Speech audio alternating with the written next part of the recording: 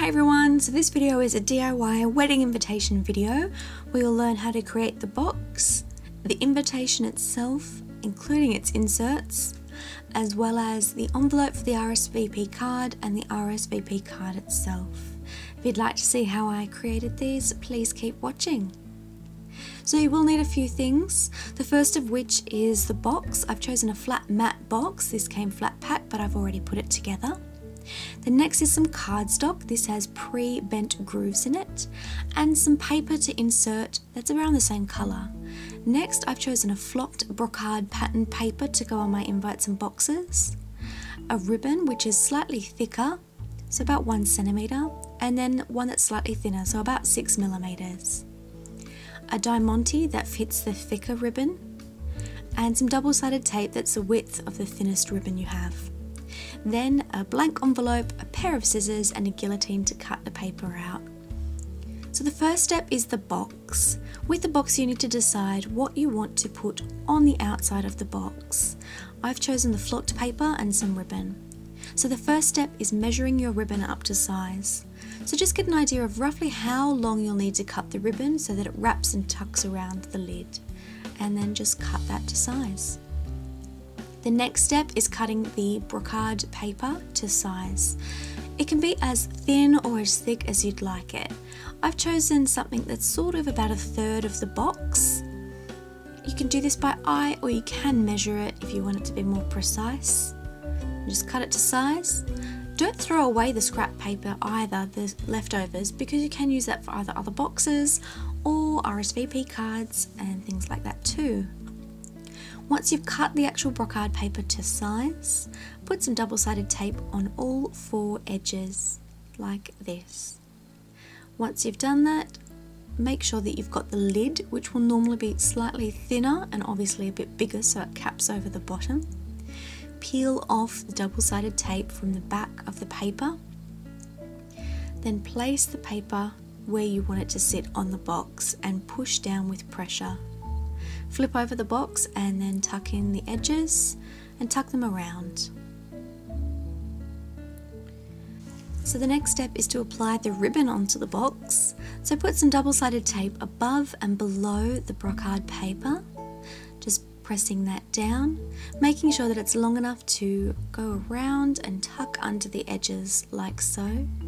Doesn't matter if it's a bit too long, you can always trim it off. It's really easy.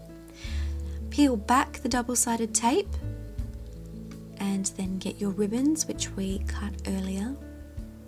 Put them in place, line them up and press them down. Then you want to flip over the lid of the box, tuck them down. You can tuck them in as well if they're long enough, that way it looks really neat. And then just put the lid back on the base and the box is done. The next step is the invitation, so you'll need your cardstock, you'll need the brocade paper again and the insert paper, as well as a thicker ribbon and the diamante. So the first step is to cut your insert paper to size. You'll want it slightly smaller than the actual cardstock itself. Don't throw out the scrap because we can use that later. Now that we've got the cardstock to match the size of the insert, as you can see here, we want to print off the insert. So put the measurements down for the invitations in a Word document or whatever you use. Then the next step is to choose your font. Choose a font that you're happy with, and this way you can use it throughout your wedding if you are doing a lot of DIY projects. Once you're happy, print it out, and there you go. The next step for the insert as well, just align it however you need to, again putting in the width. Print it out and you've got another blank side of that. I'm not going to waste that, so I'm just using it for the second insert. Again, choose your layout, choose your text, choose what you want to put on your invitation and print that out also. Like so.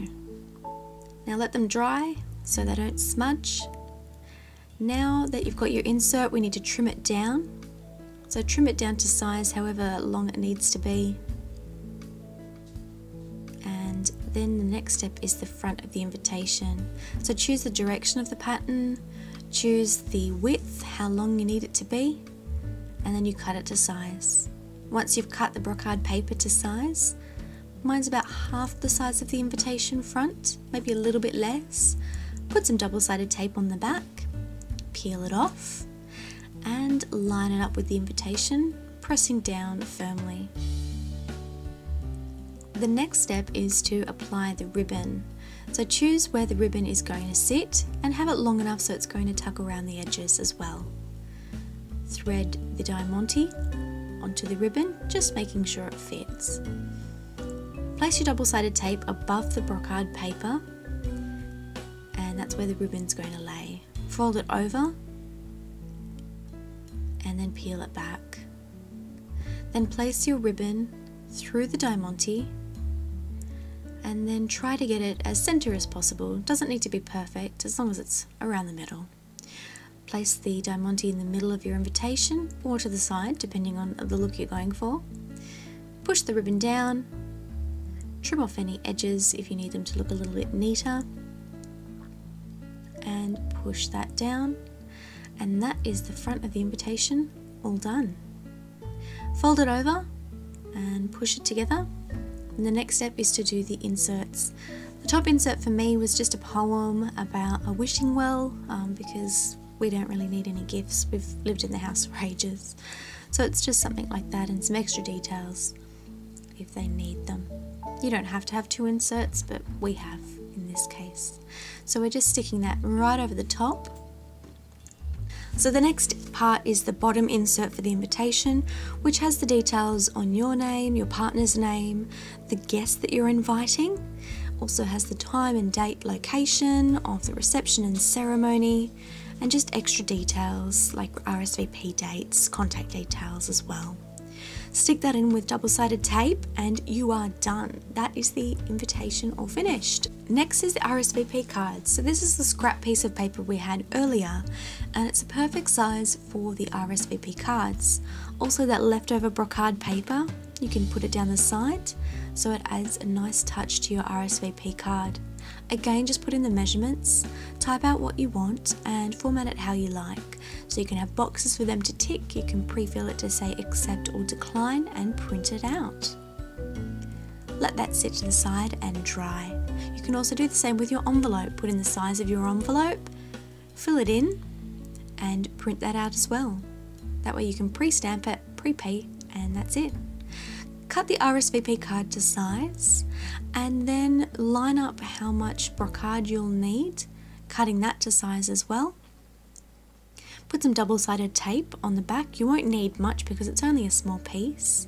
Peel it back and push it down, and then put a stamp on the envelope and you're done. So that is how you created the box, the invitation, the RSVP card. You can place it in there however you like. I hope you guys enjoyed this video.